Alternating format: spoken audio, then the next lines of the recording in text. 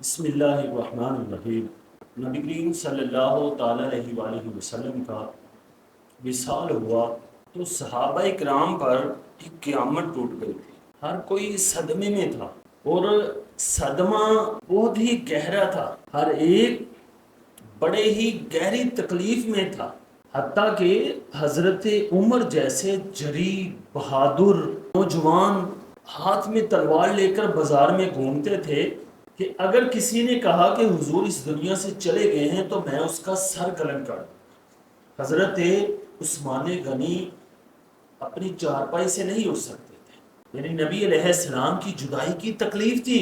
حضرت علی غاروں میں چلے گئے تھے، ایک واحد حضرت ابو بکر تھے جو اس وقت نہیں روئے، اگرچہ ان کے دل میں سب سے زیادہ غم تھا، سب سے زیادہ صدمہ تھا۔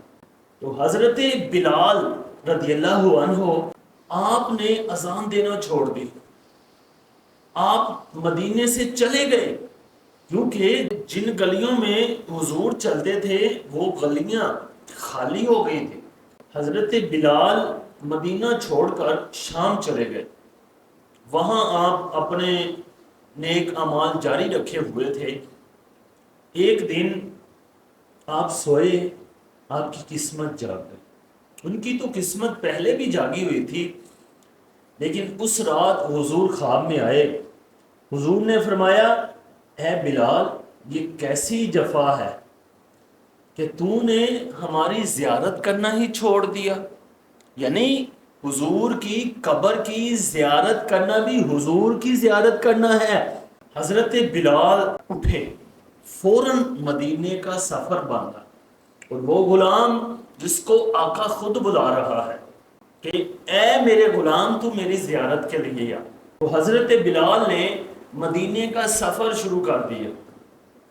جب مدینے پہنچے، نبی علیہ السلام کے روزے پر حاضری دی، حضرت بلال نے سلام پیش کیا تو پورے مدینے میں حضرت بلال کا چرچا ہو گیا۔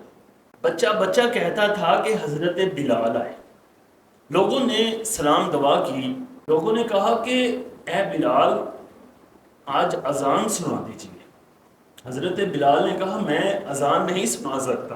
لوگوں نے بڑا اصرار کیا، حضرت بلال انکار ہی کرتے رہے، کیونکہ جب حضور کا نام گرامی اذان میں آتا تھا تو حضرت بلال زیارت کرتے تھے۔ وہ کہتے تھے کہ اب حضور کو میں دیکھ نہیں رہا تو اذان کیسے دے سکتا ہوں، مجھ سے اذان نہیں دی جائے گی۔ لوگوں کے اصرار پر آپ انکار کرتے رہے۔ اتنے میں حضرت حسن اور حضرت حسین آ گئے۔ ان دونوں نے کہا کہ اے بلال آج اذان سنا دیجیے۔ اب حضرت بلال حضرت حسن اور حسین کو کیسے انکار کرتے کہ جو حضور کے لختے جگر ہیں، حضور کے لاڈلے نواسے ہیں، جن سے حضور تو اتنی محبت فرماتے ہیں کہ کبھی نماز میں بھی اپنے کندھوں سے نہیں اتارا۔ تو حضرت بلال نے ان کی کہنے پر اذان دینا شروع کر دی۔ جب انہوں نے اللہ اکبر کہا تو ہر بچہ کہتا تھا اپنے بڑوں کو کہ حضرت بلال تو آ گئے، حضور کب آئیں گے؟ ہر طرف حضور کی یاد تڑپا رہی تھی، لوگ رونا شروع ہو گئے۔ حضرت بلال جب اشہد ان محمد رسول اللہ پر پہنچے تو غش کھا کر گر گئے، بے ہوش ہو گئے، کیونکہ ان کو رخ مصطفیٰ نظر نہ آیا کہ وہ تو جیتے ہی حضور کے لیے تھے، حضور کی زیارت کے لیے۔ ایسی اذان بعد میں دنیا میں انہوں نے نہیں دی اور نہ ہی کوئی دے سکتا ہے، کیونکہ حضرت بلال جب اذان دیتے تھے تو نبی علیہ السلام کا چہرہ مبارک دیکھتے تھے۔ ایسا بابرکت انسان کون ہو سکتا ہے؟ پھر حضرت بلال رضی اللہ تعالیٰ عنہ کو جب ہوش آیا تو وہ روتے روتے حضور کے روضہ پر سلام کر کر واپس پھر شام چلے گئے۔ حضرت بلال جیسا عاشق دنیا میں نہیں آئے گا کہ حضرت بلال غلام تھے، مسلمان ہوئے تو عجیب شان تھی آپ کی، تکلیفیں برداشت کی، پوری دنیا جانتی ہے۔